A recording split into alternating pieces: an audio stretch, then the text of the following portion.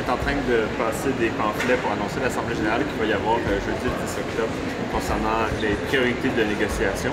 Puis là, on est en processus en fait d'impliquer l'ensemble des membres du CETU pour justement décider de c'est quoi nos revendications, pour décider de qu'est-ce qu'on va demander à l'UQAM exactement. Puis c'est important d'impliquer le maximum de gens pour que justement là, tout le monde se réapproprie ces revendications-là, puis que ce soit justement une mobilisation qui soit commune, que ce soit décidée en Assemblée générale dans un processus démocratique.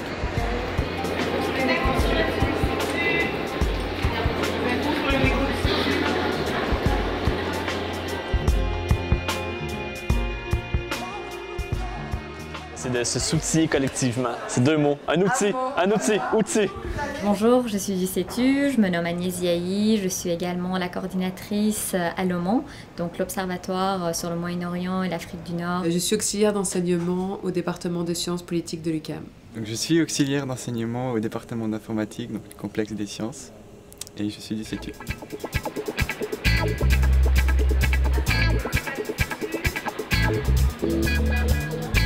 Combativité.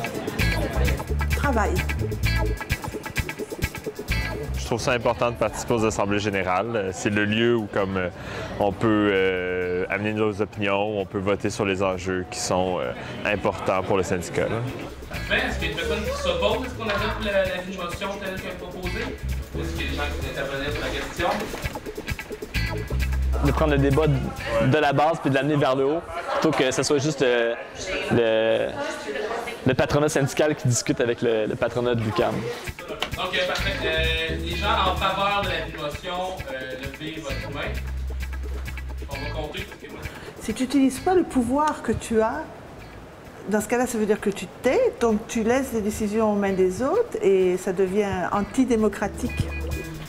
Parfait, les gens qui sont contre, les gens qui s'abstiennent. Je commence à m'impliquer plus parce que je crois que c'est important que je connaisse mes droits ici parce que je travaille dans l'UQAM.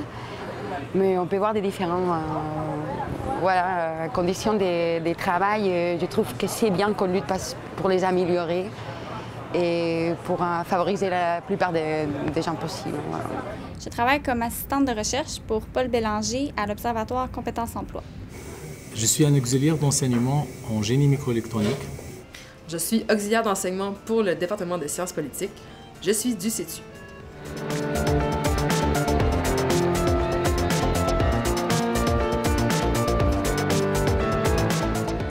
Congé maladie.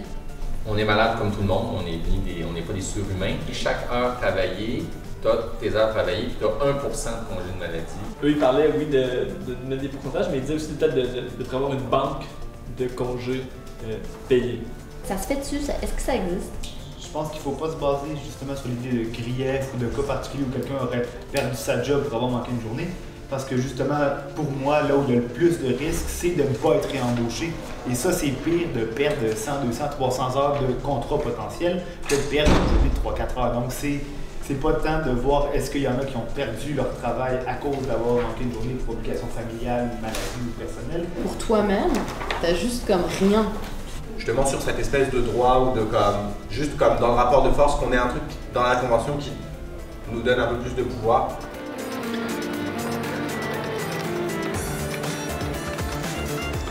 Je travaille pour l'atelier de moulage comme auxiliaire d'enseignement. Je suis auxiliaire d'enseignement pour le cours de sociologie politique. En ce moment, je suis auxiliaire de recherche dans le labo de virologie de Lucie Lamontagne.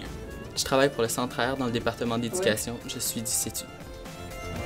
Considérant qu'entre 2011 et 2012, la masse salariale des auxiliaires d'enseignement a diminué de 0,3%, malgré une augmentation salariale de 1,01%,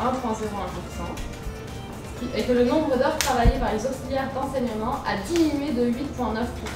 Considérant que le rattrapage salarial obtenu lors des dernières négociations a été compensé par une baisse du nombre d'heures travaillées, considérant que l'enveloppe budgétaire consacrée par l'UQAM aux auxiliaires d'enseignement a un impact considérable sur les conditions de travail des auxiliaires d'enseignement et sur la qualité de l'enseignement à l'UQAM, considérant que des auxiliaires d'enseignement travaillent régulièrement sans être rémunérés après avoir épuisé leurs heures de travail payées, que le comité de négociation du CETU soit mandaté pour négocier. Ma voix.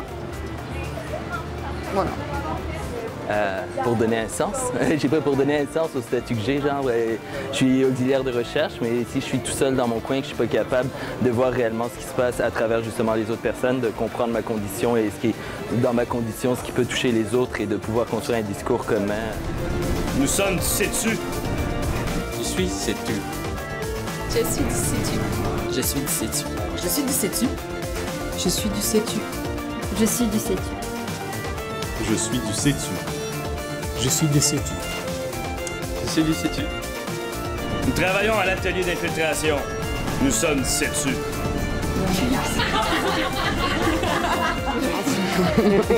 En un mot, c'est de la danse. Sais-tu que je suis du CETU? Alors, on va faire...